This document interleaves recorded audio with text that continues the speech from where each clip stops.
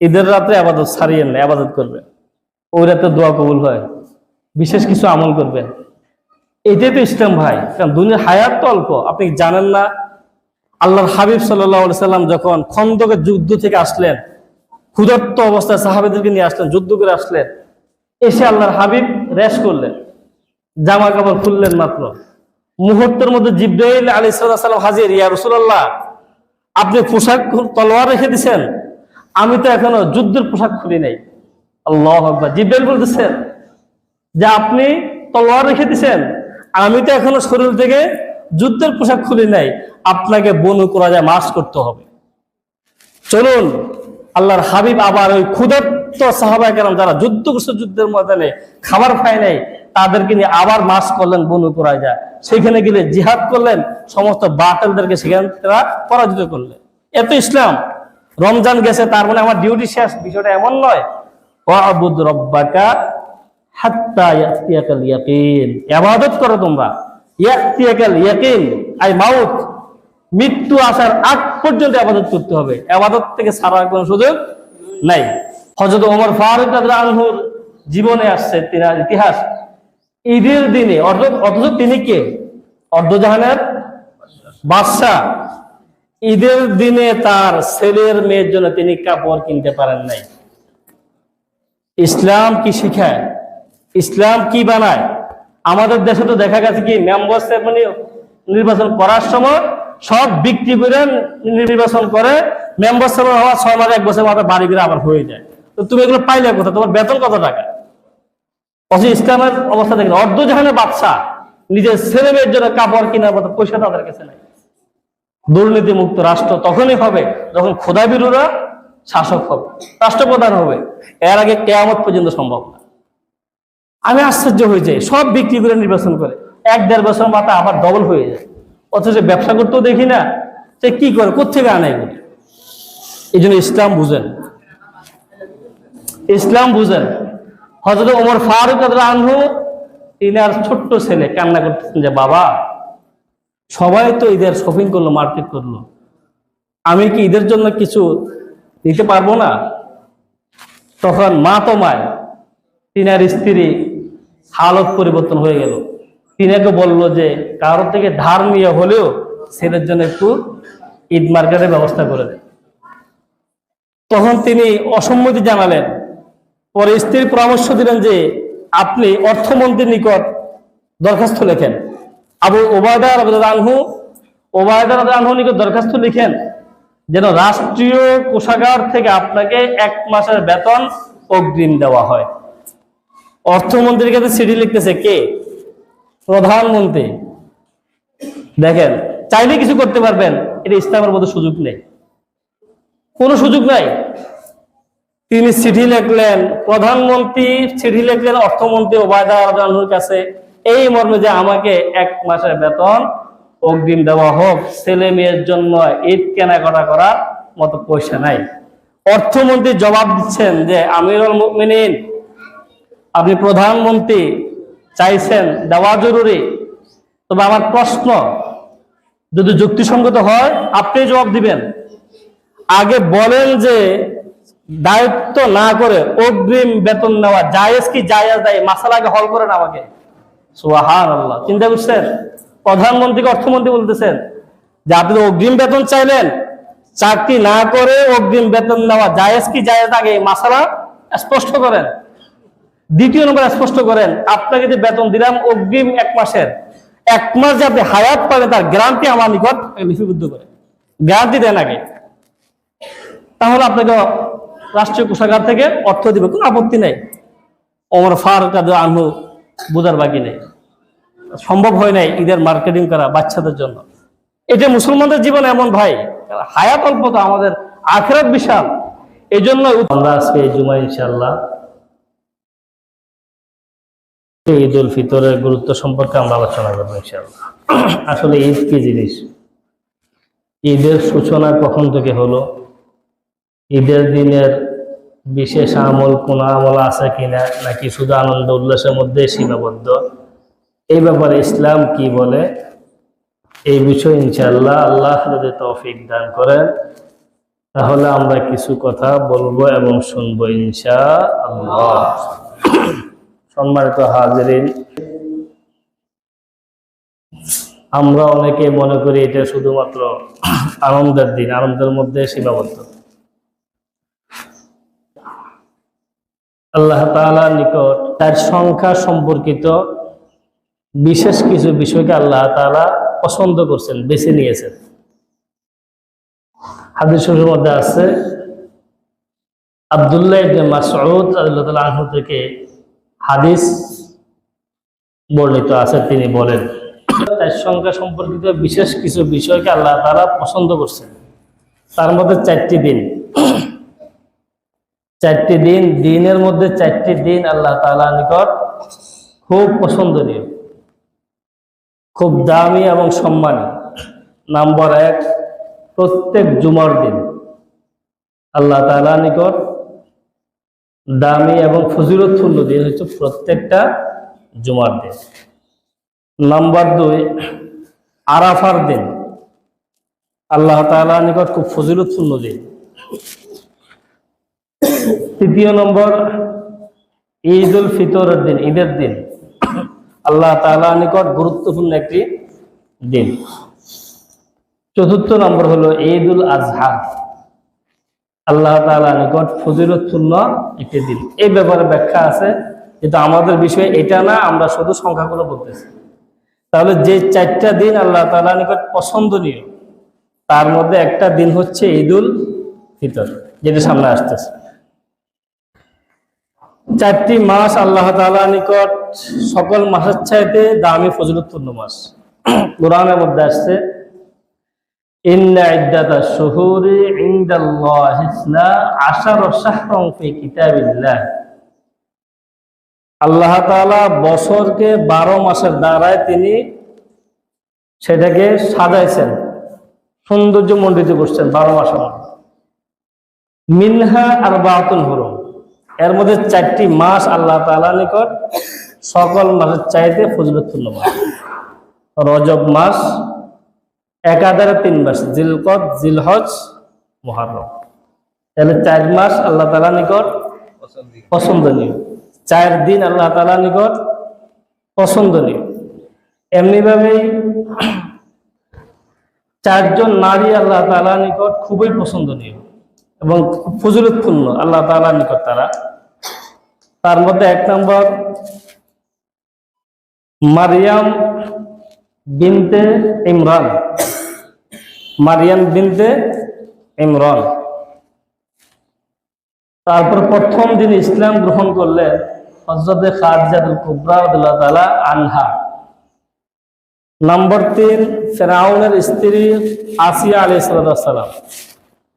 Number 4, জান্নাতের সকল যুবতীদের, নারীদের সর্দারিনী যিনি রাসূলুল্লাহ সাল্লাল্লাহু আলাইহি সাল্লামের কলিজার টুকরা হযরত ফাতেমা রাদিয়াল্লাহু তাআলা আনহা। এই 4 জন নারী আল্লাহ তাআলার নিকট পছন্দনীয়। ফিরআউনের স্ত্রী আসিয়া, যার ব্যাপারে কোরআনে আসছে, এই বিষয়ে আমরা অনেকে জানি। তার প্রতি ঈমানের কারণে এত নির্যাতন করা হয়েছে, তার হাতগুলোকে জমিনের সাথে রেখে পেরেক লাগিয়ে দেওয়া হয়েছে, পায়ের মধ্যে পেরেক লাগিয়ে দিয়েছে, জমিনের সাথে অ্যাডজাস্ট করে দিয়েছে ঈমান ছাড়ার জন্য। তারপরে কি ঈমান ছাড়ে নাই? আমরা তো মাদ্দা পাইছি, এই জন্য ঈমানের গুরুত্ব বুঝি না, নামাজ পড়ি না। তার জন্মসূত্র মুসলমান তো, আর কুরবানি গরু খাই, এই জন্য এটা গুরুত্ব বুঝি না। ঈমান রাখার কারণে, ঈমান ছাড়ার জন্য তার হাতে পায়ে পেরাক লাগিয়ে দিচ্ছেন ফিরআউন। তখন তিনি আল্লাহর কাছে দোয়া করছেন, দরাবাল্লাহু মাসালাল লিল্লাযিনা আমানু ইমরাআতা ফিরআউন। তিনি দোয়া করলেন, ক্বালাত রাব্বি বিনিলি ইনদাকা বাইতান ফিল জান্নাহ। আল্লাহ, আপনি দেখতেছেন ঈমানের কারণে আমার কি হালত। ইনদাকা বাইতান ফিল জান্নাহ, আপনি জান্নাতের মধ্যে আপনার পাশে আমাদেরকে ঘর বানিয়ে দেন, এটাই আমার চাওয়া। অনাজ্জিনি মিন ফিরআউন ওয়া আমালিহি মিনাল কওমিজ জালিমিন। জালেম থেকে, ফিরআউন থেকে আপনি আমাকে রক্ষা করুন। মুহূর্তের মধ্যে আল্লাহ ডাক দিলেন যে আসিয়া উপরের দিকে তাকা, আসমানকে তাকাইলেন, তার জান্নাত দেখছেন, সোজা দৌড় মারছেন জান্নাতে। জীবিত অবস্থায় আল্লাহ তাআলা তাকে আসমানে তুলে নিয়ে গেছে, আসিয়া আলাইহিস সালাম। তারপর আরেকজন নারী, কার কথা বললাম, মারিয়াম বিনতে ইমরান, তিনার কথা আসছে কোরআনে, ওমর ইয়া মাবনাতা ইমরান আল্লাতি। তো যাই হোক, এটা বলা উদ্দেশ্য না যে চারজন নারীদের মধ্যে চারজন আল্লাহ তাআলার নিকট ফজিলতপূর্ণ, তার মধ্যে এই তারাই। এরপরে চার জাতি থেকে, বিশেষ জাতি থেকে চারজন ব্যক্তি সবার আগে জান্নাতে প্রবেশ করবে। আরবদের মধ্যে থেকে সর্বপ্রথম প্রবেশ করবে রাসূলুল্লাহ সাল্লাল্লাহু আলাইহি সাল্লাম। পারস্যদের মধ্য হতে সর্বপ্রথম জান্নাতে প্রবেশ করবে হযরত সালমান ফারসি রাদিয়াল্লাহু আনহু। রোমানদের মধ্য থেকে সর্বপ্রথম জান্নাতে প্রবেশ করবে সুহাইব রাদিয়াল্লাহু আনহু। এবং হাবশীদের মধ্যে ফার্স্ট জান্নাতে প্রবেশ করবে হযরত বিলাল হাবশী রাদিয়াল্লাহু তাআলা আনহু। আবার চারজন ব্যক্তির জন্য জান্নাত অপেক্ষা করবে, চারজন ব্যক্তির জন্য জান্নাত অপেক্ষা করবে। কখন তারা আসবে? হযরত আলী ইবনে আবি তালিব রাদিয়াল্লাহু আনহু। আলী ইবনে আবি তালিব রাদিয়াল্লাহু তাআলা কেমন মানুষ ছিলেন যাদের জন্য জান্নাত অপেক্ষা করবে? তারপর সালমান রাদিয়াল্লাহু আনহু, আম্মার ইবনে ইয়াসার রাদিয়াল্লাহু আনহু। চতুর্থ নম্বর মিকদাদ ইবনে আসওয়াদ রাদিয়াল্লাহু আনহু। এই চারজনের জন্য জান্নাত অপেক্ষা করবে তাদের জন্য। যাই হোক দাদা, আমরা যেটা বলতে চাইছিলাম যে চার সংখ্যা সম্পর্কিত কিছু বিষয় আল্লাহ তাআলার নিকট ফজিলতপূর্ণ, তার মধ্যে একটা হলো দিন, 4 দিন। আর সেই 4 দিনের মধ্যে একটি দিন হলো ঈদের দিন, ঈদ উল ফিতরের দিন। আমরা তো মনে করি ঈদ মানে আনন্দ উল্লাস, সেদিন আর নামাজ কালাম দরকার নাই, পর্দা পুশিদা দরকার নাই, তালতো ভাই খালতো ভাই মামতো ভাই দেওয়ার ভাবে একসাথে ঘুরো, কোনো আপত্তি নেই। আমরা তো এটাই মনে করি। ঈদ বলতে কি? এবার কাছে আমরা এই বিষয়ে যাই। ঈদ একটি আরবি শব্দ। ঈদ কি শব্দ ভাই? আরবি শব্দ। আউদুন শব্দ থেকে ঈদ শব্দটা আসছে। আউদুন শব্দ থেকে ঈদ, আর এর অর্থ হচ্ছে বারবার হওয়া, রিপিট করা, বারবার হওয়া। এই ঈদ যেহেতু প্রতি বছরে নির্দিষ্ট একটা সময়ে আমাদের নিকট ফিরে আসে, এই জন্য ঈদকে ঈদ বলা হয়। আর ঈদের সূচনা হচ্ছে কোত্থেকে? আনাস রাদিয়াল্লাহু আনহু থেকে, হযরত আনাস রাদিয়াল্লাহু আনহু থেকে হাদিস বর্ণিত হয়েছে, আল্লাহর হাবিব যখন মদিনাতে হিজরত করে গেলেন, যখন তিনি হিজরত করে মদিনায় গেলেন, তখন গিয়ে দেখলেন যে ইহুদিরা সুনির্দিষ্ট 2টি দিনে তারা আনন্দ উল্লাস করে। এটা তারা আগের থেকে করে আসছে, ওরকম 2টা দিন তারা ওই দিনে আনন্দ উল্লাস করে, শুধু আনন্দের মধ্যে সীমাবদ্ধ থাকে, আর কিছু থাকে না। আল্লাহর হাবিব তাদেরকে প্রশ্ন করলেন, যে হাদিসে আসছে, আন আনাস রাদিয়াল্লাহু তাআলা আনহু কদিমান নবী সাল্লাল্লাহু আলাইহি সাল্লাম আল মাদিনা। আল্লাহর হাবিব যখন হিজরত করে মদিনার মধ্যে গেলেন, তখন দেখলেন যে মদিনাবাসীরা ওহুম ইয়াউমানে ইয়ালাবুনা ফীহিমা, যে তারা সুনির্দিষ্ট 2টি দিনের মধ্যে তারা আনন্দ উল্লাস খেলাধুলাতে মগ্ন। ক্বালা রাসূলুল্লাহ সাল্লাল্লাহু আলাইহি সাল্লাম, আল্লাহর হাবিব প্রশ্ন করলেন, মা হাজানে ইয়াউমানে, যে এই দিনগুলোর মধ্যে তোমরা আনন্দ উল্লাস করতেছ, এই দিনগুলো কিসের দিন, কেন তোমরা করো? ফাকালু, তারা জবাব দিলেন, কুন্না নালআবু ফীহিমা ফিল জাহিলিয়া। এটা আজকে নতুন নয়, আমরা পূর্ব যুগ থেকে আমাদের বাপ দাদারা এই 2টা দিবসে তারা সুনির্দিষ্ট দিনে আনন্দ উল্লাস করত, এই জন্যই আমরা এই দিনগুলোতে কি আনন্দ উল্লাস করতেছি। তারপর আল্লাহর হাবিব বললেন যে ক্বালা রাসূলুল্লাহ সাল্লাল্লাহু আলাইহি সাল্লাম, উবাদদিলাকুমুল্লাহু তাআলা কাবিমা খায়রাম মিনহুমা, যে আল্লাহ তাআলা তোমাদের এই 2টি দিনকে একসাথে উত্তম আরো 2টি দিনের মাধ্যমে আল্লাহ তাআলা এগুলোকে পরিবর্তন করতে চান। ইয়াউমুল ফিত্রে ওয়া ইয়াউমুল আযহা, সেই দিনগুলো হলো ঈদুল ফিতরের দিন এবং ঈদুল আজহার দিন। অতএব আজকে থেকে তোমরা ওই দিনে আর আনন্দ উল্লাস করবে না। আল্লাহর পক্ষ থেকে দুইটা দিবস তোমাদেরকে দেওয়া হলো, একটা হলো রমজানের ঈদ, আরেকটি হলো কোরবানের ঈদ। এইখান থেকে ঈদের সূচনা শুরু হয়েছে। ঈদের দিনের বিশেষ কিছু আমল আছে।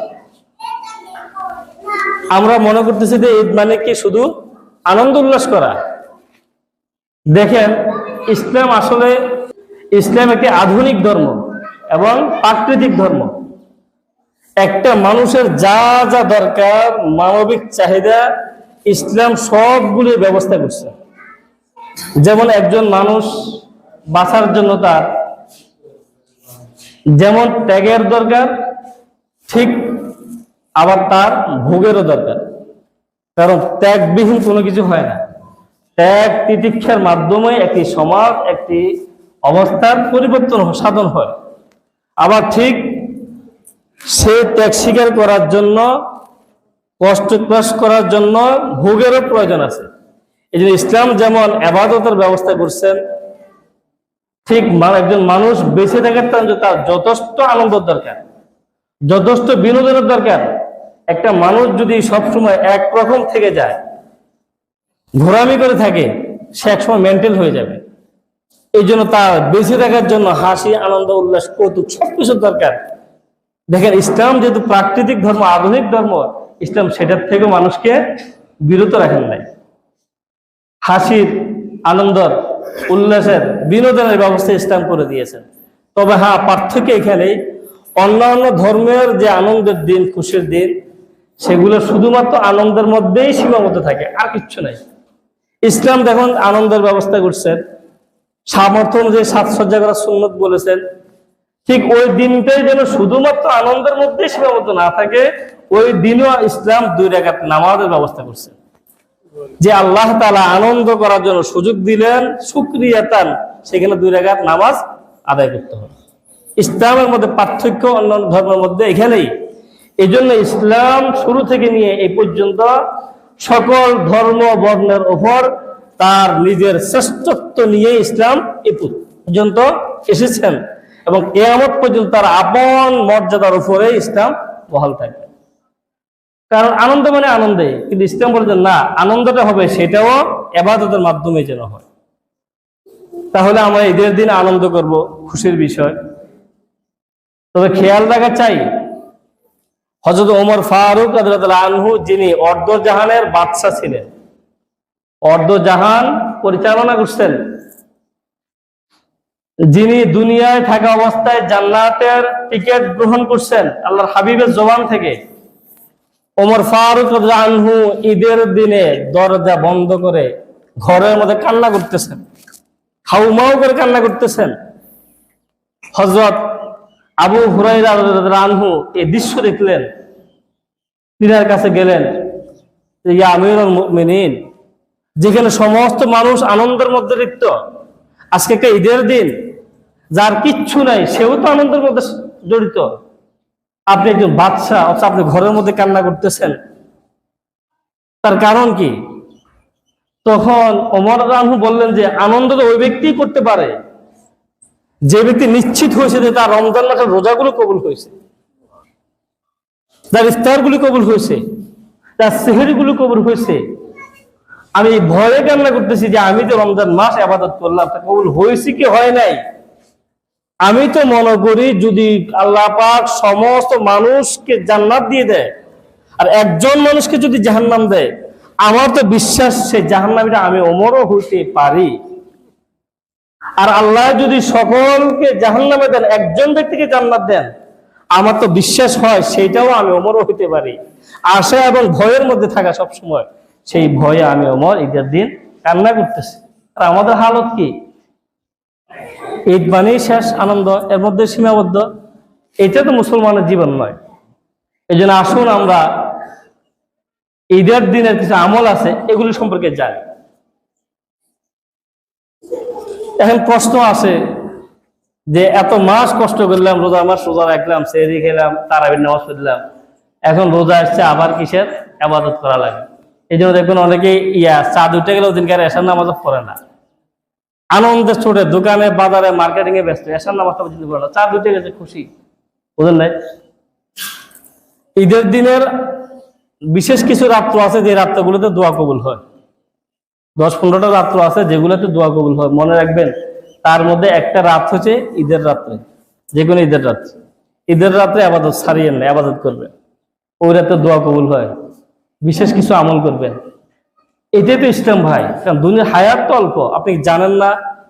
আল্লাহর হাবিব সাল্লাল্লাহু আলাইহি সাল্লাম যখন খন্দকের যুদ্ধ থেকে আসলেন, ক্ষুধার্ত অবস্থায় সাহাবেদেরকে নিয়ে আসলেন, যুদ্ধ করে আসলেন, এসে আল্লাহর হাবিব রেস্ট করলেন, জামা কাপড় খুললেন মাত্র, মুহূর্তের মধ্যে জিবরাইল আলাইহিস সালাম হাজির। ইয়া রাসূলুল্লাহ, আপনি পোশাক তলোয়ার রেখে দিছেন, আমি তো এখনো যুদ্ধের পোশাক খুলি নাই।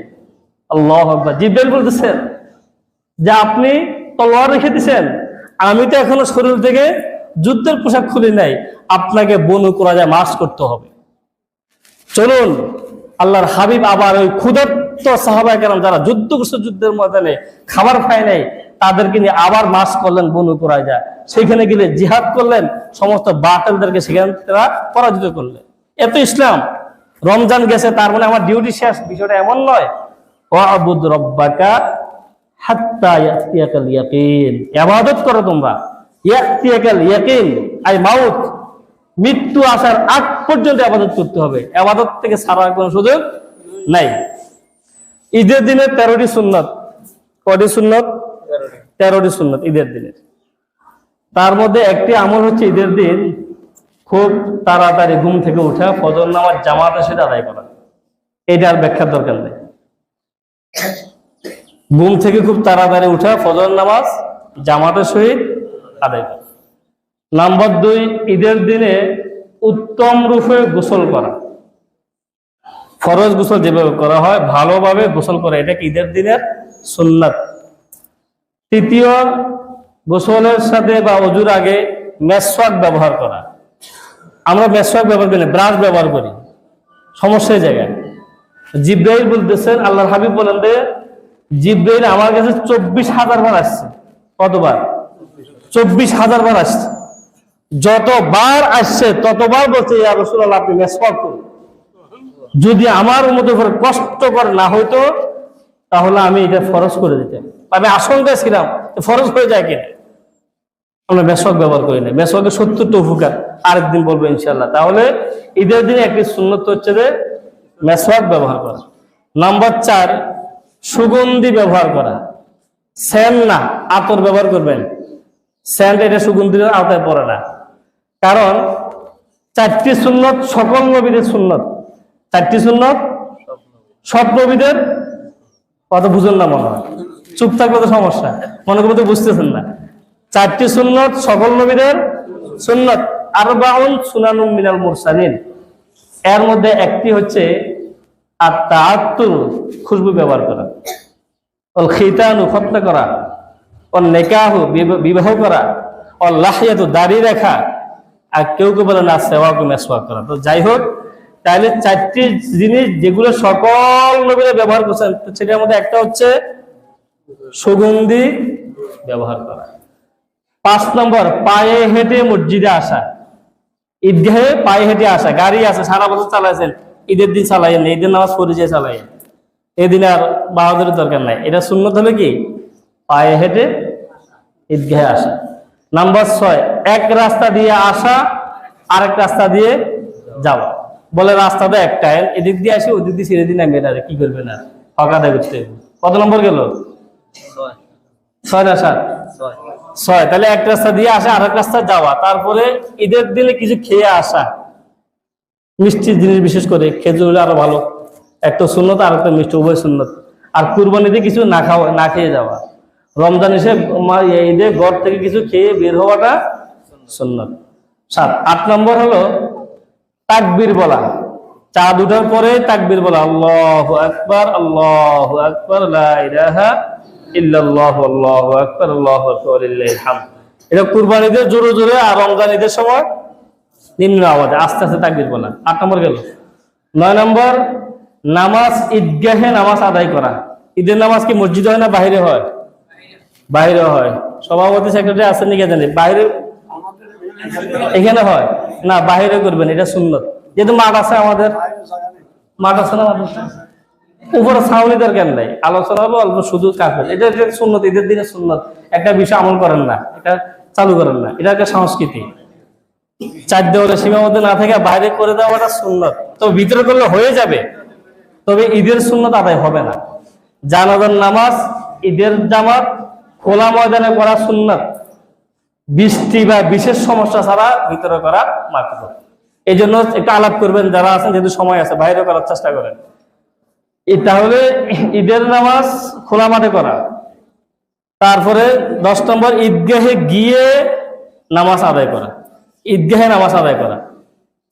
11 নম্বর হচ্ছে শরীয়তের গণ্ডির ভিতরে থেকে সাজসজ্জা করা। কি বললাম? শরীয়তের গণ্ডির ভিতরে থেকে সাজসজ্জা করা, এটাকে ইসলাম জায়েজ করছেন। দামি পোশাক, নতুন পোশাক পরা জরুরি না, তবে পরিষ্কার পোশাক পরতে বলছে ইসলাম, পরিষ্কার পরিচ্ছন্ন। আপনার যেটা আছে এটাকে ধুইয়া মুছে পরিষ্কার করেন, আতর ব্যবহার করে সুগন্ধ করে দেন। নতুন পড়তে হবে, আর এর জন্য সুদ, ঘুষ, চুরি, হাওলাত করে টাকা আনতে হবে, এটা তো কি না, জরুরি না। যে নতুন পোশাক পরা, তাহলে সাজগোজ করা শরীরের ভিতরে থেকে, এটা সুন্নাত। 12 নম্বর হচ্ছে উত্তম পোশাক পরিধান করা ঈদের দিনে। অন্য দিনের তুলনায় ভালো যেটা আছে এটা পরবে।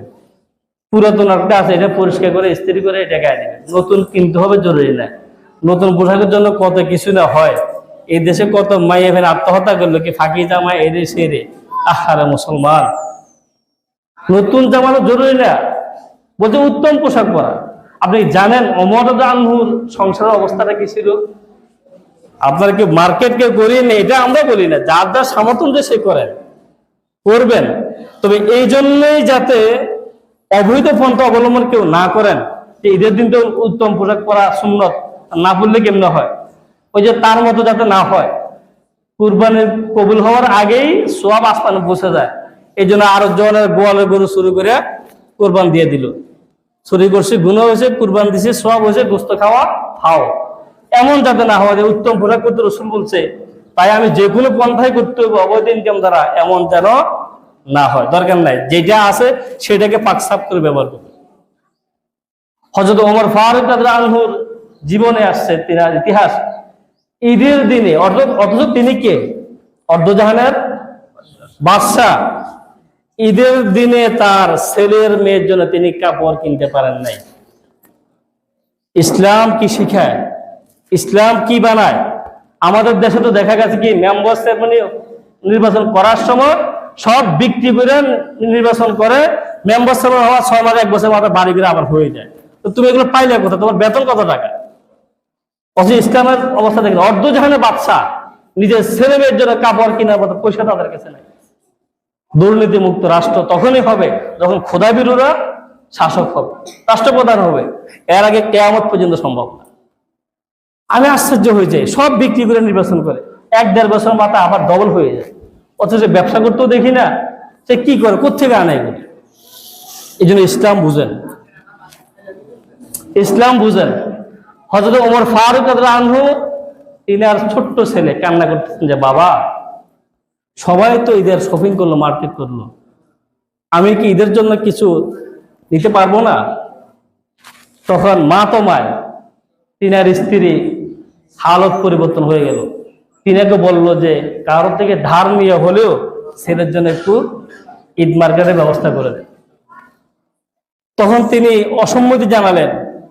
পরে স্ত্রীর পরামর্শ দিলেন যে আপনি অর্থমন্ত্রীর নিকট দরখাস্ত লেখেন, আবু ওবায়দা রাদিয়াল্লাহু আনহু নিকট দরখাস্ত লিখেন যেন রাষ্ট্রীয় কোষাগার থেকে আপনাকে 1 মাসের বেতন অগ্রিম দেওয়া হয়। অর্থমন্ত্রীর কাছে চিঠি লিখতেছে কে? প্রধানমন্ত্রী। দেখেন, চাইলে কিছু করতে পারবেন, এটা ইসলামের মধ্যে সুযোগ নেই, কোনো সুযোগ নাই।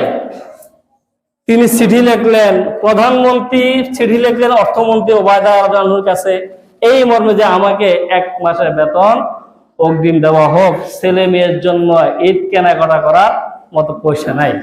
অর্থমন্ত্রী জবাব দিচ্ছেন যে আমিরুল মুমিনিন, আপনি প্রধানমন্ত্রী, চাইছেন, দেওয়া জরুরি। তবে আমার প্রশ্ন যদি যুক্তিসঙ্গত হয় আপনি জবাব দিবেন। আগে বলেন যে দায়িত্ব না করে অগ্রিম বেতন নেওয়া জায়েজ কি জায়েজ নাই, মাসালা আগে হল করেন আমাকে। সুবহানাল্লাহ, চিন্তা করছেন? প্রধানমন্ত্রীকে অর্থমন্ত্রী বলতেছেন যে আপনি অগ্রিম বেতন চাইলেন, চাকরি না করে অগ্রিম বেতন নেওয়া জায়েজ কি জায়েজ, আগে মাসালা স্পষ্ট করেন। দ্বিতীয় নম্বর স্পষ্ট করেন, আপনাকে যে বেতন দিলাম অগ্রিম 1 মাসের, 1 মাস যে আপনি হায়াত পাবেন তার গ্যারান্টি আমার নিকট লিপিবদ্ধ করে গ্যারান্টি দেন আগে। তাহলে আপনাকে রাষ্ট্রীয় কোষাগার থেকে অর্থ দিবে, কোনো আপত্তি নেই। ওমর ফারুক রাদিয়াল্লাহু আনহু বুঝার বাকি নেই, সম্ভব হয় নাই ঈদের মার্কেটিং করা বাচ্চাদের জন্য। এটা মুসলমানদের জীবন এমন ভাই, হায়াত অল্প তো, আমাদের আখিরাত বিশাল। এই জন্য উত্তম পোশাক পরিধান করা সুন্নাত, তবে আপনার জোর নাই, জবরদস্তি নেই, সামর্থ্য অনুযায়ী করবেন। এটা ঈদের দিনে একটা সুন্নত গেল। তারপরে শরীয়তের ভিতরে থেকে আনন্দ উল্লাস করা, গান বাজনা স্পষ্ট হারাম হারাম হারাম হারাম, কতবার বললাম। এই ঈদ আসলে কি মুসলমানের ছেলেরা পিকনিক করে নাকি? আর পিকআপ একটা নিব, বক্স একটা নিয়ে, আল্লাহ লানত এদের উপরে, সারা মাস সোজা রাখছে, ঈদটা আসতে না আসতে এই গজব নিয়ে ঘর থেকে বের হয়। আল্লাহ না করে যদি এই অবস্থায় মারা দাও, পথের মধ্যে যদি অ্যাক্সিডেন্ট হয়, সব তো জাহান্নামে যাবে, কোনো সন্দেহ নাই। এর হারাম অবস্থায় মৃত্যু হলো তোমার। এই জন্য এরকম আনন্দ দরকার নাই, গান বাজনা করা যাবে না। তালতবেন খালতবেন মামতবেনকে নিয়ে পার্কে দিন ঘুরে ঘুরে, এর নাম আনন্দ না, তা হারাম, স্পষ্ট হারাম। ওই অবস্থায় মারা গেলে অবস্থাটা কি হবে, এমন করবো না। কারণ পোশাকের ক্ষেত্রে শালীনতা, শালীন পোশাক পরিধান করবো আমরা, শালীন, অশালীন কোনো পোশাক পরিধান করব না, যার দ্বারা অপরের ক্ষতি হয়। অনেক সময় মানুষ পরিবেশের কারণে গুনাহ করতে বাধ্য হয়। একজন নারীর পোশাক তার 17 অন্তর্ভুক্ত। আল্লাহর হাবিব বলেন যে কিছু নারী আছে, কিছু পুরুষ আছে যারা পোশাক পরেও উলঙ্গ, যারা পোশাক পরেও কি পোশাক আছে কিন্তু তারা উলঙ্গ। এমন পোশাক পরে শরীরের সাথে টাইট ফিট হয়ে থাকে, তার শরীরে পুরো অঙ্গ প্রত্যঙ্গ স্পষ্ট বোঝা যায়। তাহলে একজন মানুষ তো তার দিকে আকৃষ্ট হবে, এটা স্বাভাবিক, এটা সাইকোলজিক বিষয়, এটা একেবারেই স্বাভাবিক। এই জন্য শরীয়ত বলেছে যে নারীদের কাপড় চোপড় পুরুষের সামনে রৌদ্রে দেওয়া নিষেধ।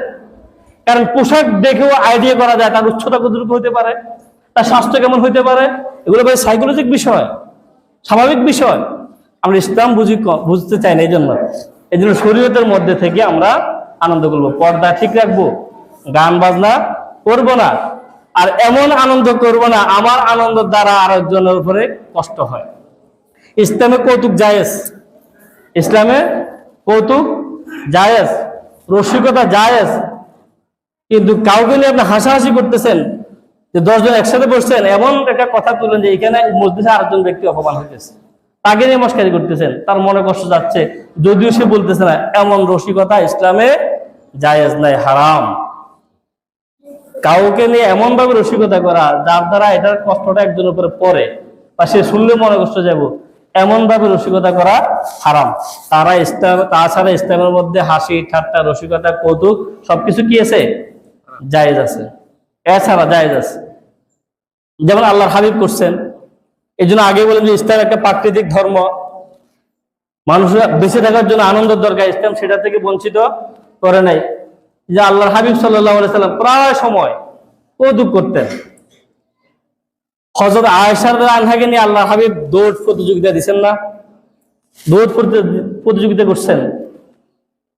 এখান থেকে আরেকটা বিষয় শিক্ষণীয়, যে স্ত্রীদেরকে নিয়ে মাঝে মাঝে ঘোরাফেরা করে, এটা সুন্নাত। আমরা মাঝে মাঝে ইসলাম মানতে মানতে এমন পর্যায়ে যাই, একবার 4 দেওয়ালের মধ্যে বন্ধ করে দিই মহিলাদের। এই জন্য কোনো কোনো জায়গা হুজুরকে কাছে মানুষের বিয়ে বইতে চায় না। আমরা কারণ মাঝে মধ্যে স্ত্রীদেরকে নিয়ে ঘুরবেন, এটা সুন্নত, প্রতিযোগিতা করবেন। আল্লাহর হাবিব দৌড় প্রতিযোগিতা দিচ্ছেন। আল্লাহর হাবিব ইচ্ছা করেই ইসলামে গেছেন। তখন আয়েশা আনহার বয়স ছিল একবার ছোট, অল্প, কারণ তার এখন কি দরকার এটা আল্লাহর হাবিব জানেন। আল্লাহ হাবিব ইচ্ছে করে পিছিয়ে নেমে গেছেন, আয়েশা আনহাকে আগায় দিচ্ছেন। তিনি খুব খুশি হয়ে গেছেন, কারণ বিয়ে করছে অল্প বছর বয়সে, মাত্র তখন বয়স ছিল 6 বছর, উঠিয়ে নিয়েছেন 9 বছর বা 10 বছরে। যাই হোক, আল্লাহর হাবিব হেরে গেলেন। আয়েশা আনহা খুব খুশি হয়ে গেছে। আরেকদিন যখন তিনার বয়স বাড়লো, আয়েশা আনহা ভালো মন্দ বুঝতেছেন, আরেকবার আল্লাহর হাবিব প্রতিযোগিতা করছেন। সেই সময় আয়েশা আনহার শরীর একটু বেড়ে গেছে। নারীদের বয়স হলে, বিবাহ শাদী হলে স্বাস্থ্য পরিবর্তন হয় না, এরকম হয়েছে আর। তখন আবার আল্লাহ হাবিব বলেন যে আয়েশা চলো আগের মতো আজকে আবার হয়ে যাক, চলো। আবার দৌড় ফুটে দিলেন।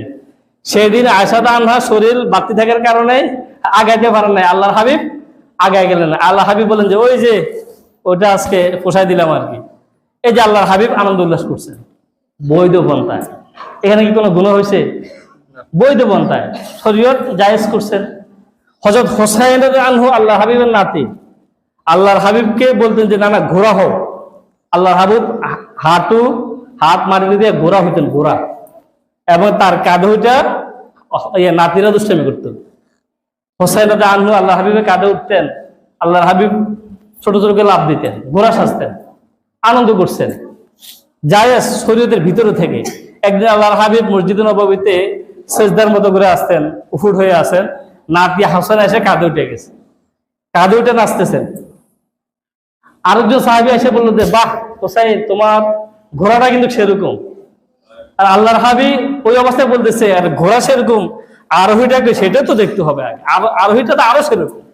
তাহলে আল্লাহর হাবিব আনন্দ করছেন, কৌতুক করছেন। হাসি ঠাট্টাকে ইসলাম নিষেধ করে না, তবে সেটা যেন শরীয়তে